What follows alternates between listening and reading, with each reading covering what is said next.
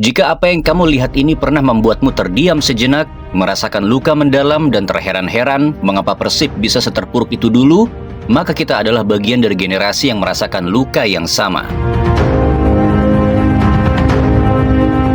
Para supporter Persib yang biasa disebut bobotoh berunjuk rasa di depan markas Persib Bandung meminta evaluasi tim Persib dan ingin bertemu manajemen Persib Minggu malam. Mereka meminta bertemu dengan manajemen Persib dan meminta manajemen mengevaluasi tim dan mencoret pelatih Robert Rene Albert karena tak mampu mengangkat prestasi Persib. Dalam aksi, para bobotoh ini mendapat pengawalan ketat dari polisi. Namun setelah badai, secerca harapan itu akhirnya datang. Luis Mia, mantan pelatih timnas Indonesia, resmi ditunjuk menggantikan Robert Rene Alberts untuk menahkodai Maung Bandung. Sayangnya, alih-alih berakhir dengan trofi juara, cerita indah itu justru kembali berujung air mata.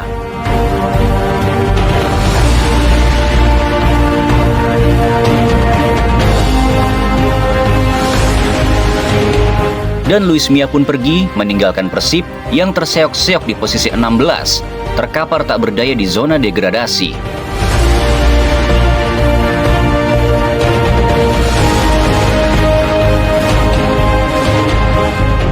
Hingga akhirnya di Kediri, pada 28 Juli 2023, sebuah lembaran baru dipaksa terbuka.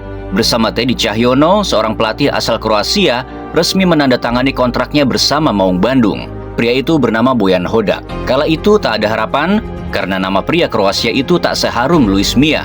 Bahkan sinarnya kalah pamor dari pelatih tim rival, Thomas Doll.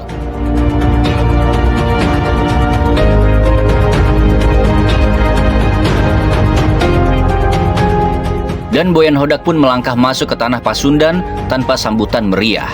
Karena waktu itu ia hanya seperti pelatih darurat yang harus secepat mungkin menyelamatkan Persib agar jangan sampai tim ini jatuh lebih dalam lagi ke dasar klasemen Liga.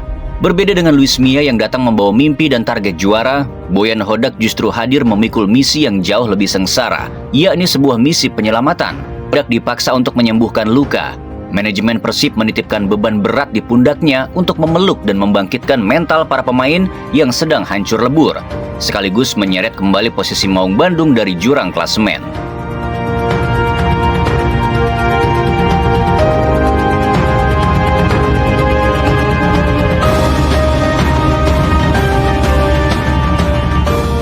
Di hari pertama ketika Bojan Hodak mengumpulkan seluruh skuad dan hendak menyampaikan pidato pertamanya, sebuah pemandangan pilu pun tersaji. Banyak fenomena menyedihkan di sana. Tatapan-tatapan kosong dari wajah yang kehilangan arah, raut muka yang kehilangan rasa percaya diri. Ruang itu sunyi, menyisakan mental para punggawa Maung Bandung yang sedang berada dalam titik terendah. Kondisi di mana mental mereka sangat tidak baik-baik saja. I don't have too much to talk. I will know you better in the next few weeks. Only thing today is going to be, I can see that you lost a little bit confidence compared to last year. And don't feel any pressure. It's a big club, but in football, I know that Persib non-stop is wajib menang. The only thing wajib in the life is we all one day need to die. Everything else is just football. So go out, don't feel pressure. Misi Bojan Hodak tak mudah. Yang jadi problem serius bagi Bojan Hodak adalah seluruh pemain yang ada saat itu bukanlah pemain pilihannya. Namun bau-bau kejeniusan pelatih ini perlahan mulai tercium dari beberapa laga awal. Sentuhan magisnya terlihat jelas pada sosok Rahmat Irianto. Jika biasanya Irianto diplot sebagai gelandang bertahan atau juga bek tengah, di tangan Hodak justru berbeda. Saat Persib bersua Persikabo, secara mengejutkan ia menempatkan Irianto sebagai bek sayap kanan. Dan lihatlah betapa gilanya performa sang pemain ini di bawah komando Bojan Hodak.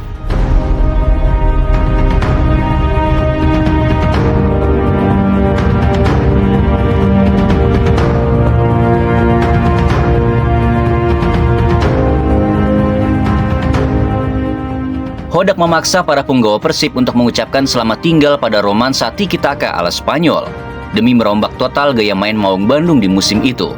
Hodak tidak suka melihat pemainnya berlama-lama dengan bola ataupun mendelay bola.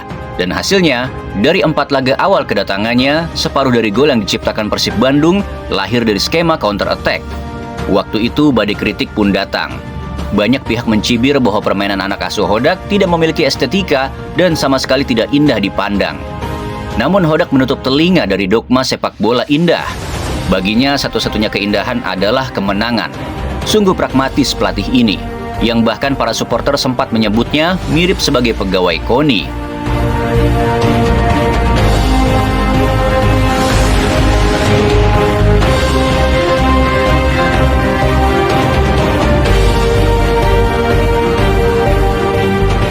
September 2023, ada momen besar mengguncang publik sepak bola tanah air ketika beredar video tentang bagaimana kemarahan pelatih ini di dalam ruang ganti, tepatnya saat laga away Persib versus Persija Jakarta.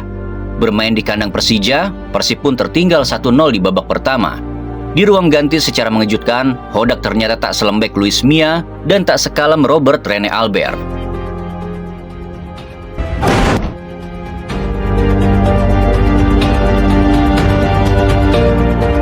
Wak Haji Umuh terdiam. Daisuke Sato, Rahmat Irianto, Freds Butuan, hingga para pemain lainnya hanya bisa tercengang menyaksikan kemarahan Hodak yang meledak-ledak. Momen inilah yang disinyalir menjadi alasan mengapa di era Boyan Hodak, tim media ofisial Persib sangat jarang mengunggah kondisi ruang ganti, karena isinya akan selalu ada kemarahan Boyan Hodak yang meledak.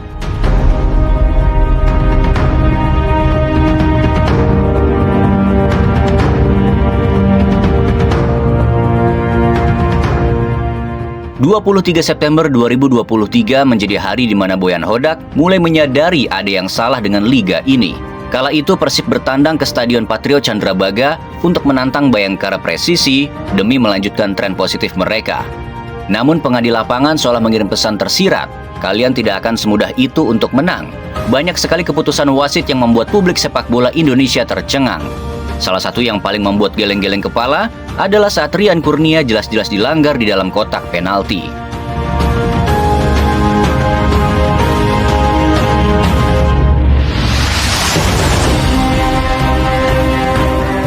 Tak sampai di situ, tendangan Arsan Makarin pun jelas mengenai tangan pemain Bayangkara.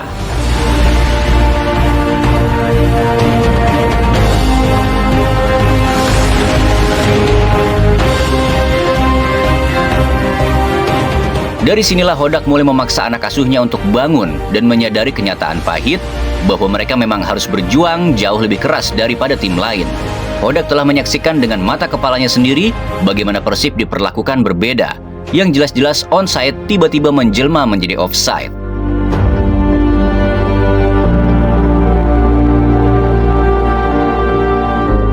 Pelanggaran fatal terhadap pemain Persib di dalam kotak terlarang yang seharusnya berbuah penalti pun kerap kali dilewati begitu saja. Sang pengadil seolah menutup mata rapat-rapat.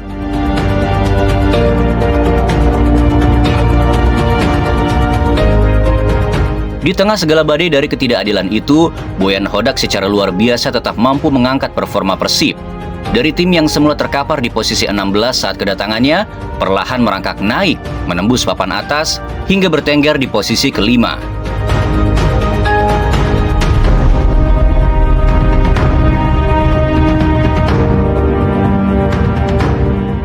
Hingga tibalah hari itu, 1 Oktober 2023, kala Persib bersiap menjamu Persita Tangerang.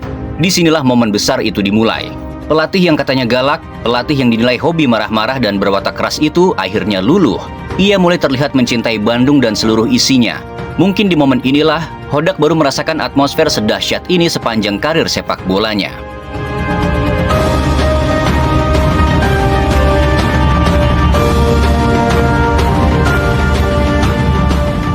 Melihat orang dewasa yang tergila-gila pada tim sepak bola mungkin sudah menjadi hal yang biasa.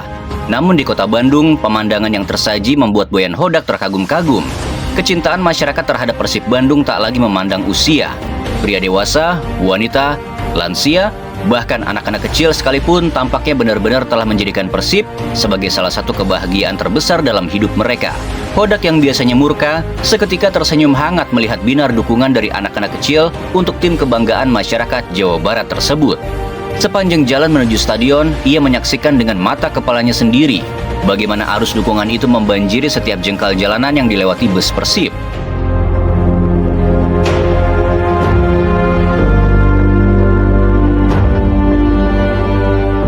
Kala itu, sebuah ikatan yang jauh lebih dalam tampaknya telah terbentuk. Ikatan batin antara dirinya dan para supporter. Hodak sadar ia tidak lagi berjuang hanya untuk manajemen Persib, melainkan demi jutaan jiwa yang menggantungkan kebahagiaannya pada klub ini. Hasilnya, Maung Bandung mengamuk dan membantai Persita 5 gol tanpa balas. Dan inilah tonggak sejarah di mana ketegasan Boyan Hodak dan cinta dari supporter akhirnya bersatu di bawah bendera Persib Bandung.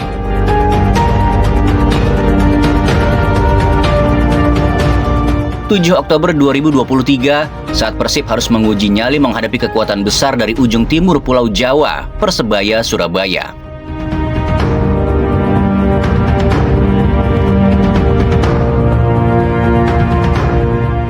Di laga inilah sebuah kisah pembuktian baru lahir dari kejeniusan Boyan Hodak. Ini adalah ujian yang jauh lebih krusial, sebuah kemampuan magis milik Hodak yang tampaknya tak dimiliki oleh pelatih-pelatih sebelumnya. Hodak berhasil mengubah pemain yang sebelumnya diminta pergi, kemudian menjadi sosok yang berhasil membawa Persib terbang tinggi. Ya, pemain itu bernama Alberto Rodriguez. Di era Luis Milla, Alberto adalah pemain yang harus menebalkan telinganya setiap hari. Caci maki, kemarahan, hingga hujatan adalah hidangan awal yang harus ditelan pria asal Spanyol ini saat pertama kali berseragam Maung Bandung.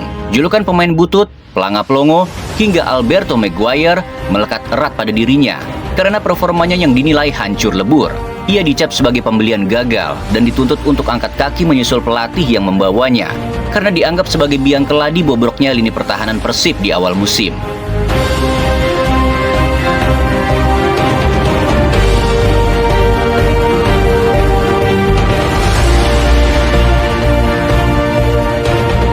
Namun di tangan Boyan Hodak, Alberto disulap menjadi permata. Hodak jeli membaca potensi. Ia sadar betul Alberto memiliki postur jangkung 194 cm, namun tidak memiliki kecepatan untuk adu sprint dengan winger maupun striker cepat di Liga 1. Hodak menganalisis mendalam bagaimana Alberto dieksploitasi oleh lawan sebelum kedatangannya. Dan hasilnya, Hodak melihat sebuah kekeliruan besar dari taktik Luis Milla, yang mana Luis Milla memaksa bek dengan tipe seperti Alberto untuk bermain terlalu maju ke depan. Maka di era Hodak, Alberto dan Nick Kuipers diinstruksikan untuk bermain dengan strategi blok pertahanan rendah. Mereka dilarang keras naik terlalu jauh. Sebuah taktik jitu yang meminimalisir risiko mereka terkena umpan terobosan yang memaksa mereka beradu kecepatan. Hasilnya, Alberto berhasil menunjukkan kelasnya. Lihat betapa mengerikan dan kokohnya Alberto di bawah komando Boyan Hodak.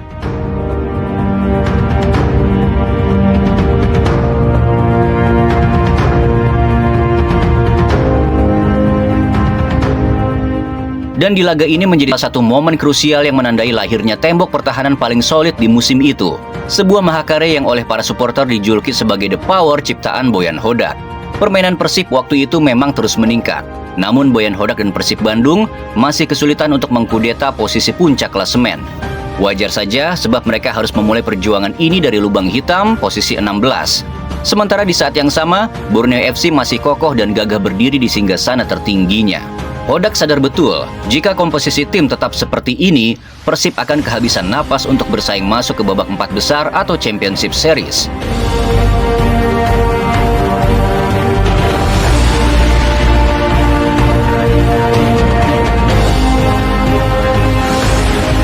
Maka pada 28 November 2023, manajemen Persib resmi mengumumkan 2 rekrutan anyar pilihan Hodak, Kevin Rey Mendoza dan Stefano Beltrame. Kehadiran 2 legion asing ini benar-benar menjadi kepingan taktik yang sempurna. Mereka mendongkrak performa tim hingga akhirnya Maung Bandung berhasil mengunci tiket menuju zona Championship Series. Di akhir reguler musim, Borneo FC finish di urutan pertama. Disusul Persib di posisi kedua, Bali United di peringkat ketiga, dan Madura United di urutan keempat. Berdasarkan regulasi, peringkat pertama harus saling sikat dengan peringkat keempat, sementara peringkat kedua ditantang oleh peringkat ketiga. Takdir pun mempertemukan Persib dengan batu sandungan terbesar mereka selama ini di babak semifinal, Bali United. Laga leg pertama di kandang Bali United berakhir dengan skor sama kuat, 1-1. Namun saat giliran menjamu mereka di hadapan puluhan ribu bobotoh, pasukan Maung Bandung mengamuk dan melumpat perlawanan Bali United dengan skor telak 3 gol tanpa balas. Persib pun melenggang gagah ke babak final dengan agregat meyakinkan 4-1. Dilakukan.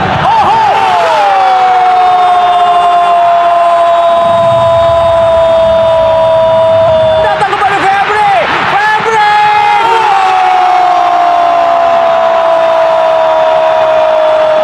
Dan sekarang David da Silva. David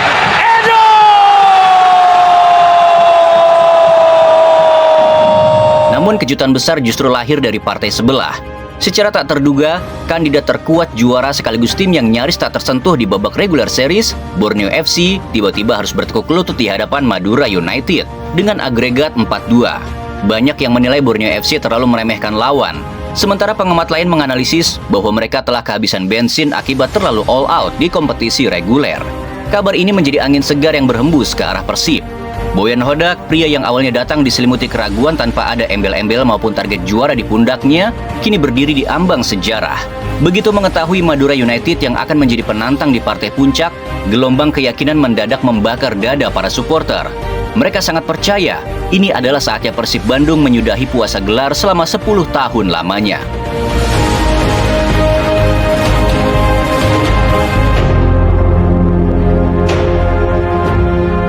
26 Mei 2024, leg pertama digelar di Stadion Sijalak Harupat. Dengan performa yang begitu meyakinkan, Persib Bandung menghancurkan perlawanan Madura United dengan skor telak 3 gol tanpa balas. Beltrami, bisa kita lihat Beltrami, Ciro Alves, gerakan tadi sangat baik dari Ciro.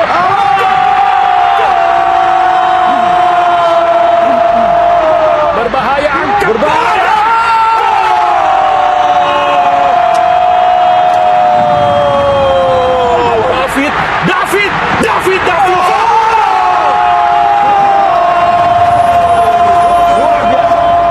Langkah kaki Maung Bandung semakin tak terhentikan. Pada 31 Mei 2024 di Stadion Gelora Bangkalan, Madura United kembali dipaksa mengakui kegilaan Persib setelah ditekuk 1-3 pada leg kedua.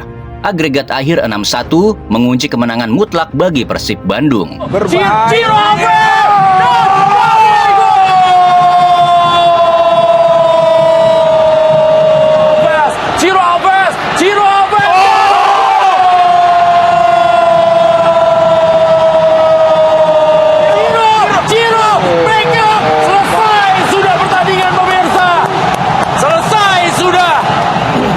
Persib resmi keluar sebagai juara dan selebrasi pun pecah. Tangisan haru dari para pemain yang telah memendam rindu akan tahta juara sejak lama seketika tumpah tak terbendung.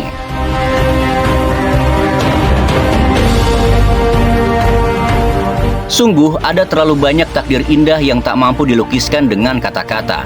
Rezaldi Hehanusa, pemain yang sempat dibuang dan disingkirkan oleh tim rival, justru menemukan sinarnya yang paling terang di era ini. Ia hidup untuk Persib, membungkam kritik, hingga akhirnya ikut mengangkat piala tertinggi bersama Persib Bandung.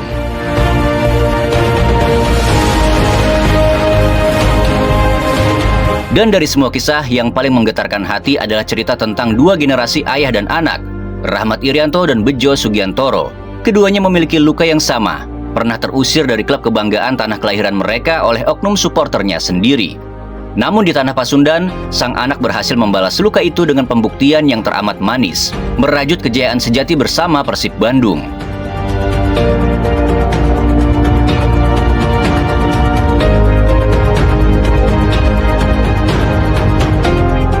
Di balik keberhasilan Persib Bandung, ada sebuah kisah kerendahan hati dari Boyan Hodak. Siapa yang mengira tim yang awalnya diremehkan, hancur lebur, bahkan sempat dicap sebagai calon kuat pengisi pos degradasi, justru menjadi tim yang berdiri paling tegak sebagai juara di akhir cerita. Saat pesta juara itu pecah, sang pembawa acara melemparkan sebuah pertanyaan kepada Hodak. Saat pertama kali Anda datang, Persib berada di posisi 16. Apa rahasia terbesar yang Anda lakukan hingga bisa membawa tim ini menjadi juara?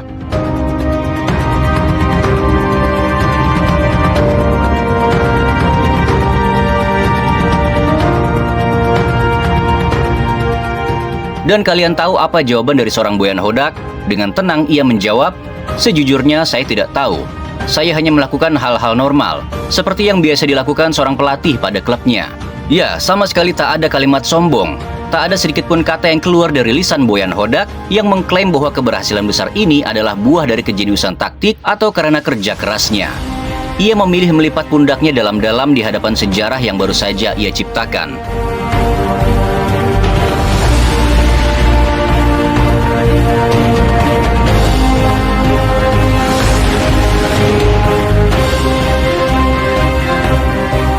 Namun drama sepak bola negeri ini memang tak pernah kehabisan cerita. Bahkan di saat mahkota juara sudah sah didekap, Persib Bandung lagi-lagi harus dihantam badai ketidakadilan dari pihak penyelenggara. Kala itu, badai menerpa pemain yang paling dicintai Bobotoh, yakni Ciro Alves. Pria Brazil yang menumpahkan seluruh keringat dan air matanya di lapangan itu justru harus dihantam kezaliman yang menyayat hati. Dan inilah bagian paling menyedihkan yang harus dialami oleh seorang Ciro Alves. Kita akan bahas tuntas di episode kedua.